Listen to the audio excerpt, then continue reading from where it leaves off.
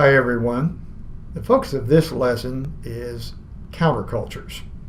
Check page 13 of the first study guide. You can also find some information in the second chapter of the text. From the last lesson, remember that countercultures are subcultures, but with a difference.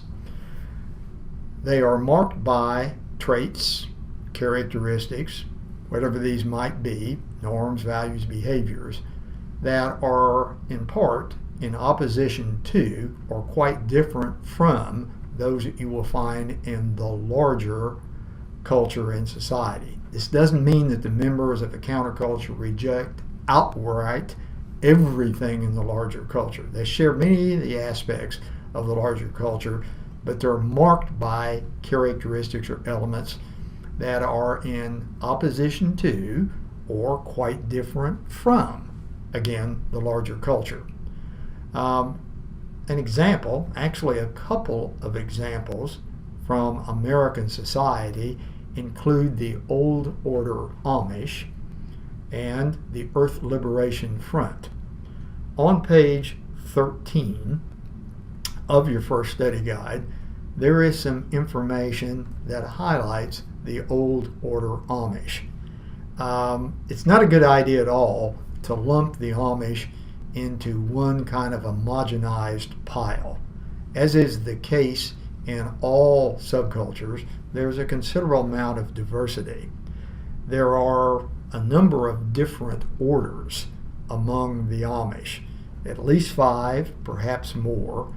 The Old Order Amish makes up roughly the largest of these. About 80% of the Old Order Amish population resides in 3 American states: Pennsylvania, Ohio, and Indiana. And even within the body of what's referred to as the Old Amish, as I will highlight in a few moments, there is quite a bit of diversity. Overall, the Old Order Amish are part of what's referred to as the Anabaptist movement.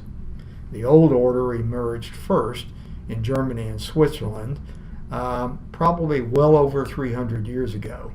The Amish began arriving in the United States in the early 1700s.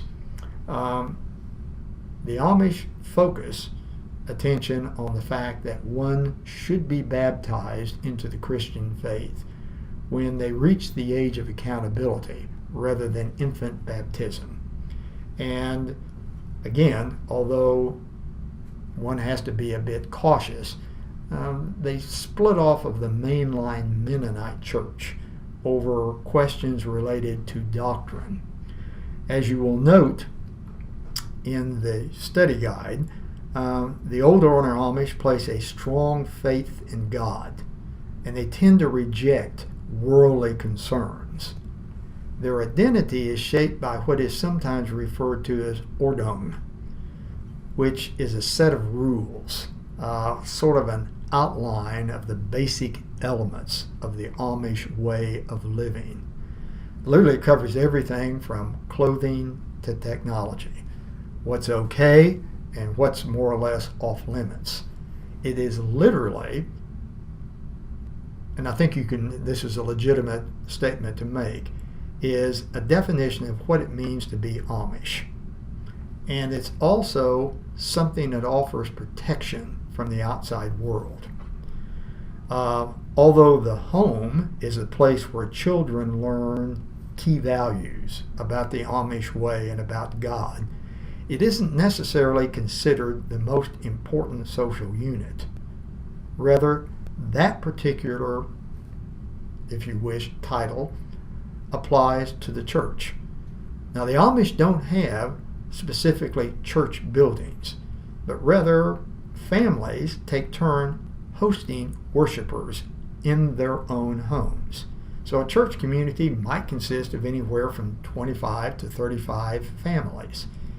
Each community sets up its own ordung. Hence, rules are going to vary. You might have one church community that permits members to ride bicycles, but again, another nearby church community, forbids this. Among the Amish, there's this strong communalistic orientation. There's strength in the membership in the church. Individuals are weak. And church is an everyday reality. It's not just a place to go or something to point to. It helps to ensure one's salvation and encourages interactions with others. As you can note on the study guide on page 13, there are a number of key or core Old Order Amish values.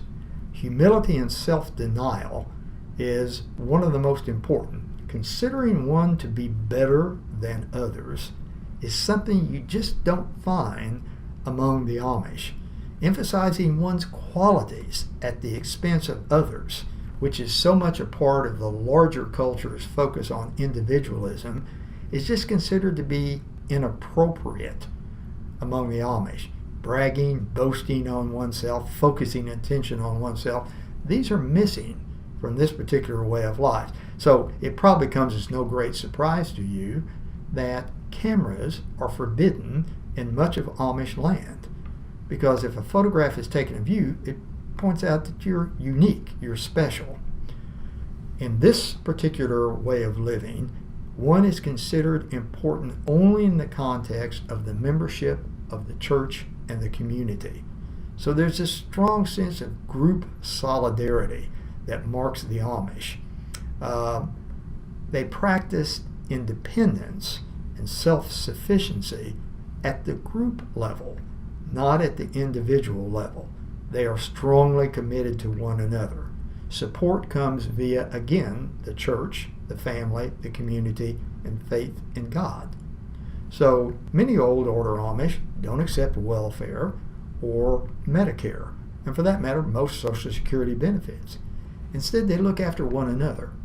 So if a member of the community dies, the whole community comes and provides support to the survivors, not just for 3 or 4 days or weeks, but for the rest of their lives as such. Submission and obedience is also very important to the Old Order Amish.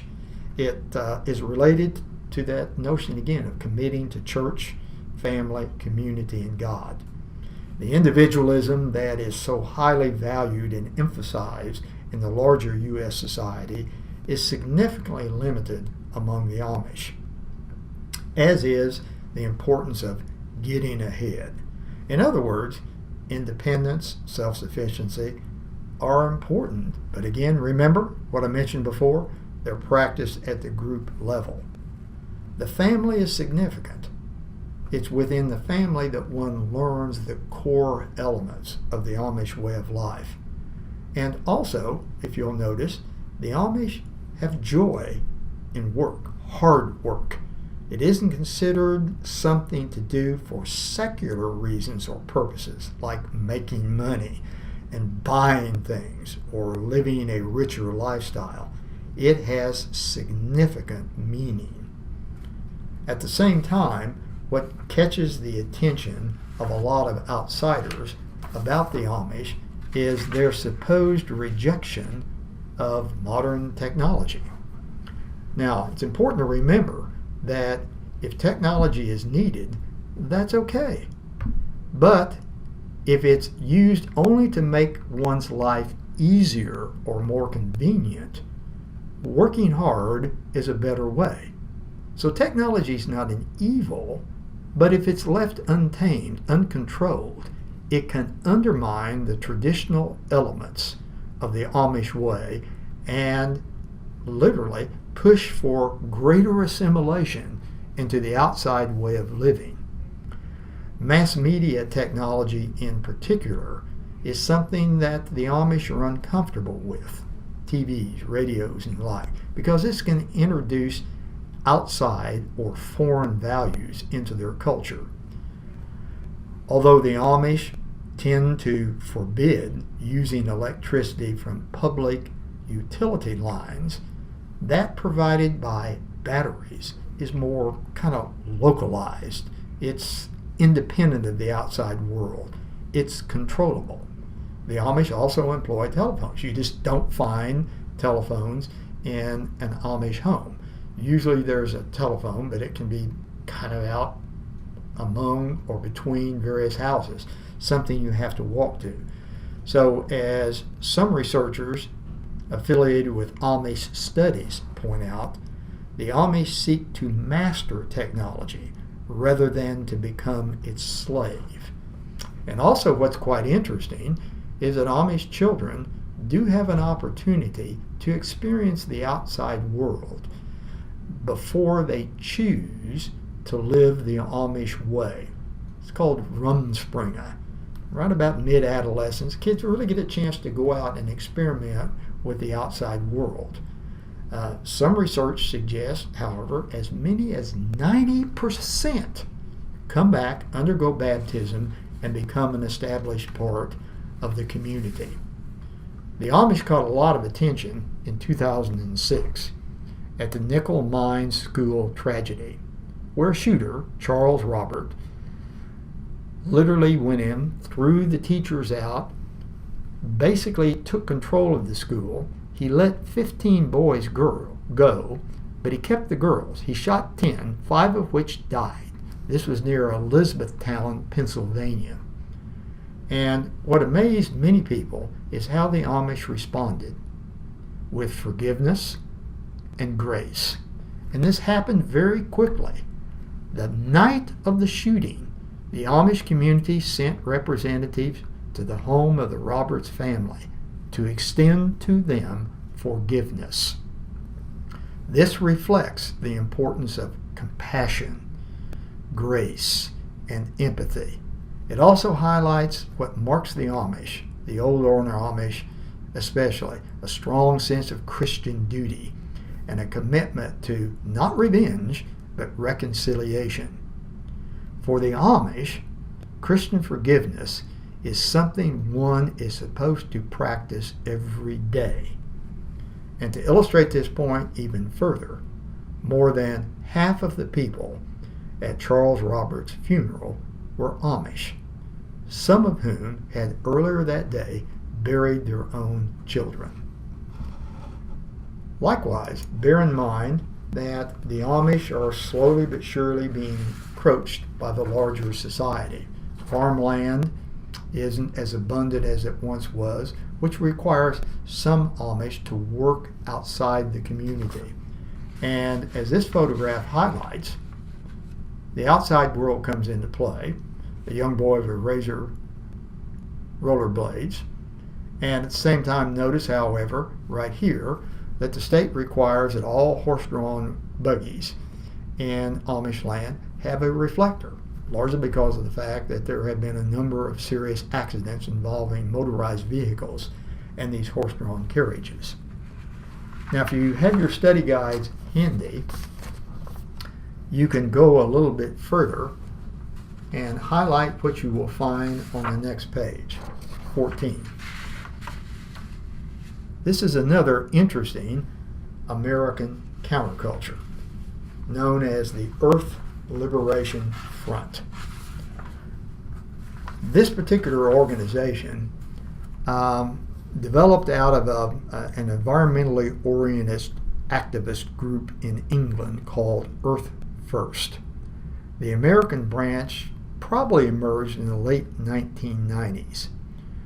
But you'll notice here again, there's no specific leadership, but you have kind of independent cells that are focused on, more than anything else, valuing all living things.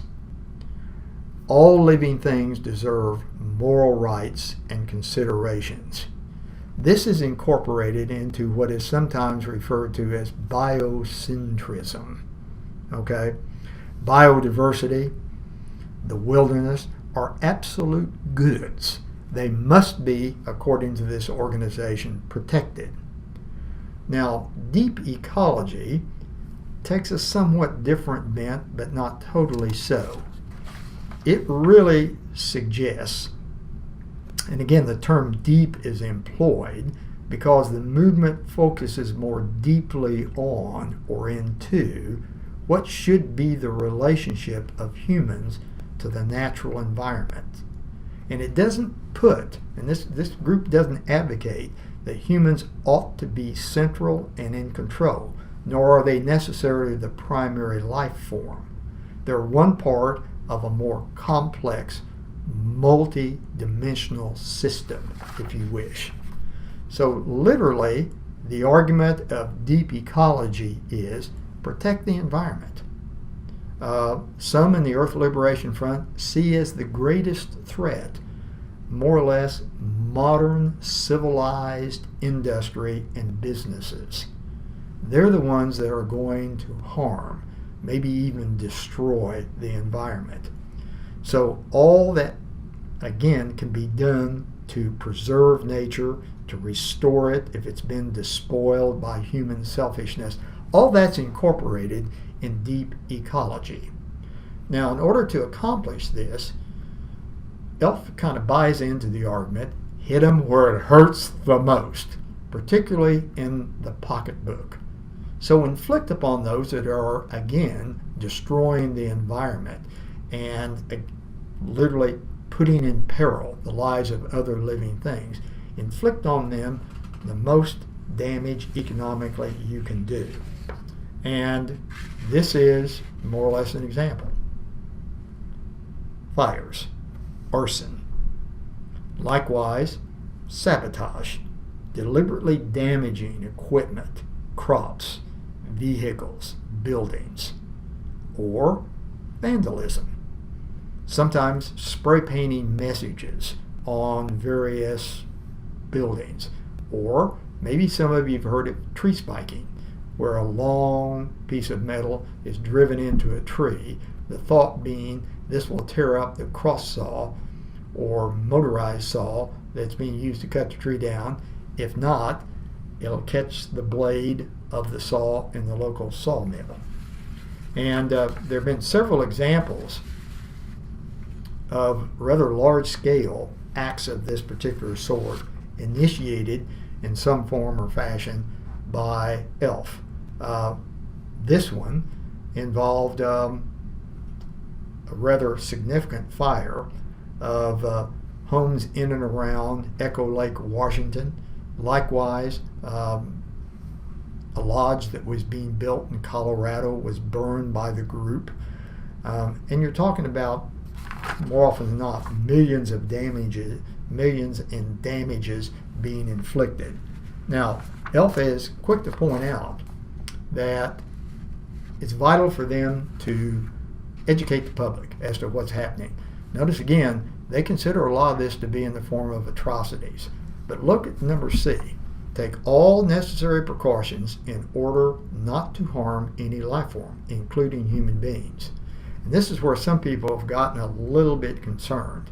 As a matter of fact, the federal government recognizes the Earth Liberation Front as a domestic terrorist organization.